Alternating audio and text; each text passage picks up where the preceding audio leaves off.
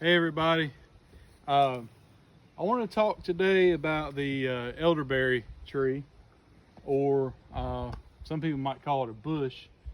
And in my opinion, it's probably will be classified more as a bush, because to get one to look like this, you have to do quite a bit of pruning.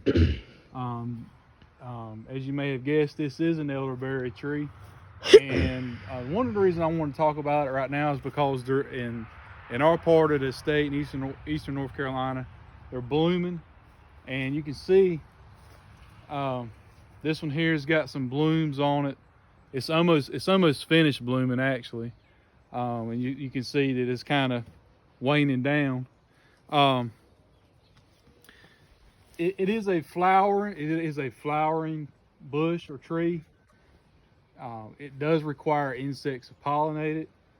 Insects such as bees, wasps, flies, they all pollinate it. Um, so it's an important pollinator. Uh, Insects are a part of our environment. So, what if you want a rich wildlife habitat area in your yard, you want different types of plants and trees that will pollinate. They will bring all different types of wildlife to your yard, especially if you're into birds, because the insects provide food to the birds. And also, just as important is the fact that you'll get these wonderful berries that are starting to form here, as you can see, and they'll probably about another week or so, they'll start out as red, and then they'll be kind of like a purple, and they'll turn like almost a black color eventually. Now, the birds will love them. This time of year in my yard, I have mockingbirds. Brown thrasher birds are common. Bluebirds. They'll all have some of those berries. But as you can see behind this tree, I got some chickens back here, and they also love the elderberries.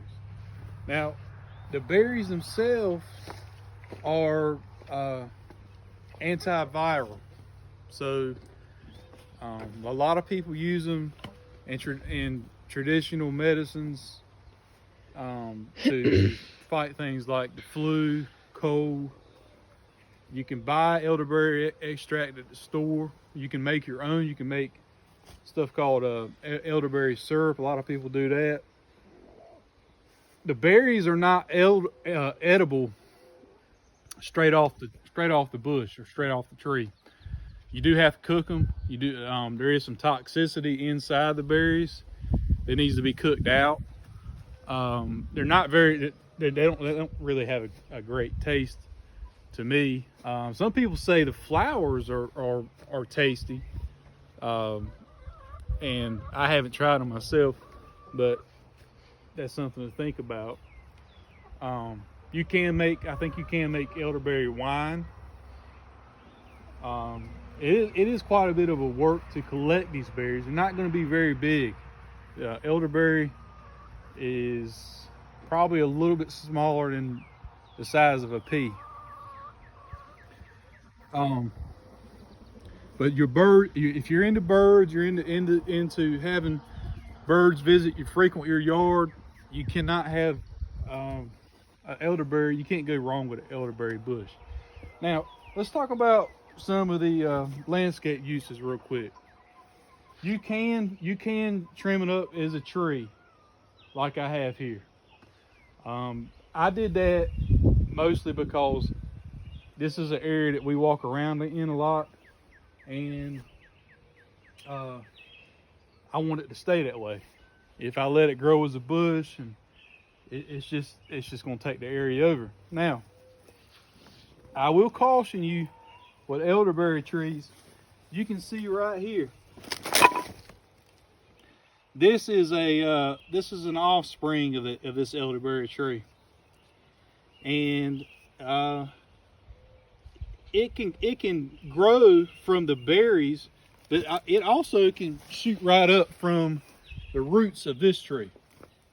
So, you know, it shoots up everywhere. You can look down here. There's all kinds of shoots. So you will have to do a lot of maintenance around, particularly directly around this whatever elderberry tree you have. The bark on this one is kind of neat. It's got a what looks like a cavity right here. It's not going to get real big. It's not going to be a big tree. It's going to be a small tree. Like I said, it'll grow as a bush. And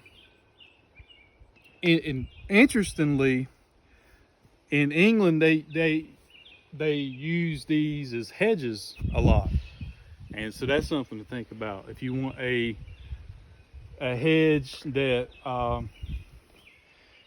is fast growing, because it is very fast growing. It is a very fast growing type of plant.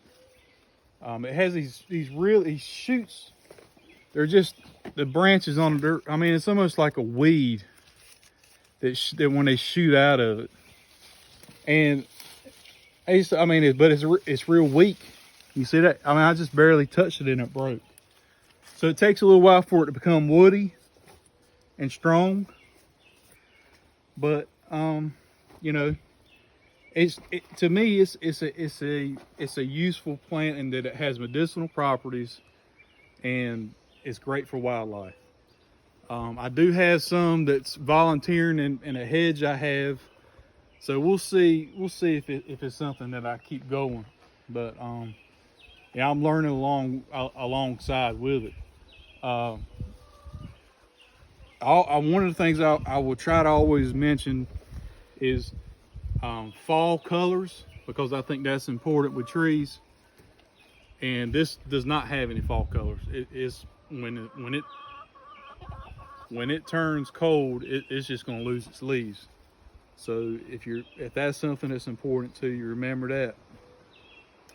But these are everywhere in this part of the country.